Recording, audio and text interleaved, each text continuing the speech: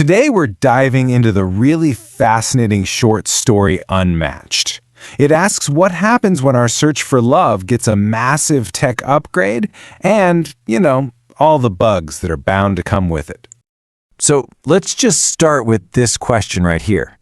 Imagine a world where technology could smooth over all the rough edges of dating. The ghosting, the awkward silences, all of it.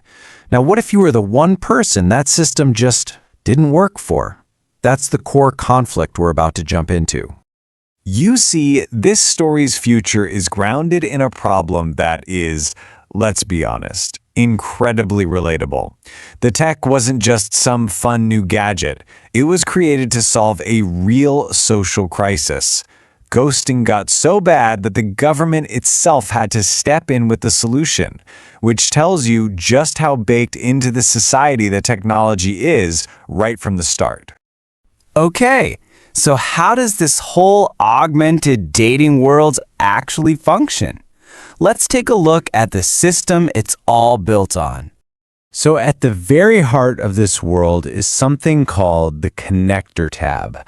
Think of it like a public social profile, but it literally floats above everyone's head for the world to see. It's a government-run marketplace where you buy and display these digital memberships that manage pretty much everything, from your relationship status to conversation starters.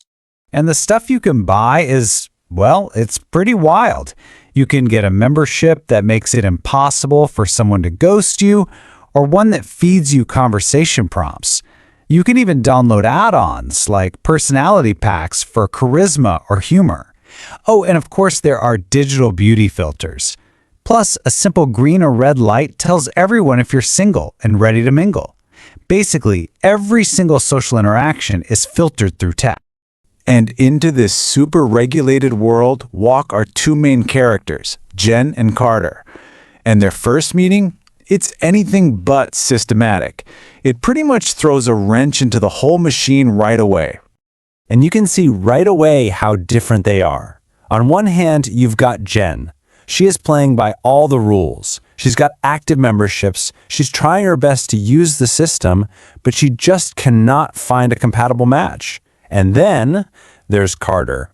He has just this one single locked tab. He's a total mystery, but he connects with people like it's nothing. He is a complete anomaly. And that is the absolute key. When they meet, it's old-fashioned. There are no timers counting down their date, no system feeding them lines to say. It's just two people talking.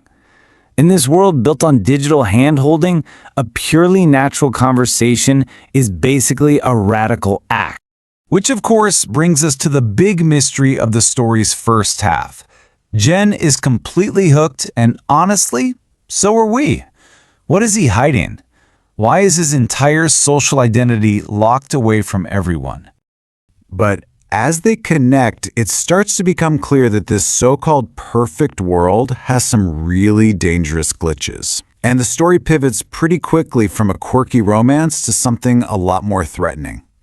And the danger ramps up fast. First, a guy tries to digitally pickpocket Jen, trying to swipe her phone right out of its personal air socket. Then it gets physical. A woman, who turns out to be a kind of robot called a JetSpot, actually tries to attack her with a weaponized USB drive. It becomes very clear, very fast, that Jen is being specifically targeted. And here's the crucial part. Both times, Carter sees it coming. Before Jen even knows what's happening, he's already stepping in to stop the threat. His ability to react is almost predictive, which only makes you wonder more. Who is this guy, and what is going on with that locked tab? And that leads us right to the first major reveal of the story. It's finally time to unlock Carter's secret and figure out what makes him so different from everyone else. So, we finally get to the question we've all been asking. And it turns out, it's not some secret membership he bought or some special hacked add-on. The answer is something way more fundamental to who he is as a person. See, Carter's ability isn't technology at all. It's something the story calls a biological integration. This is an innate power that he was literally born with. hardwired right into his brain. You can't buy it, you can't download it, and it makes him fundamentally incompatible with the whole dating system everyone else uses. So what is this incredible ability? It's simple. He can read people's intentions. He doesn't see the curated profiles or the downloaded charisma packs. No, he sees the raw, unfiltered intent behind what people are about to do. And that is exactly how he knew the pickpocket and the jet spot were dangerous. And this is precisely why he was so drawn to Jen. In a cafe packed with people broadcasting fake personalities and filtered appearances, her intentions were so genuine that they stood out to him like a beacon of light. He wasn't seeing her add-ons, he was seeing her. But wait, the story's not done with us yet. Just when we think we've got it all figured out, the final twist lands. And it completely reframes everything we thought we knew about Jen and her dating problems. Carter puts it all together. The attacks weren't random, and they weren't just because she was with him. They were targeting her. He comes up with this theory. What if Jen isn't broken or bad at dating? What if she has a biological integration of her own? Her lifelong struggle wasn't a personal failure. It was a sign of a hidden power. And what's her ability? Oh, it's a game changer. She sees people for who they really are. She instinctively sees past the beauty filters, the charm add-ons, and all the system prompts. She sees the real, unfiltered person underneath, which of course makes her a massive threat to a society built on pretending. And this quote from Jen just perfectly captures the entire point of the story. Her problem was never that she was incompatible with other people. She was incompatible with a system that was designed to hide who people truly are. What everyone saw as a flaw was actually her greatest strength: radical, unfiltered clarity. And that really leaves us with this final thought, doesn't it?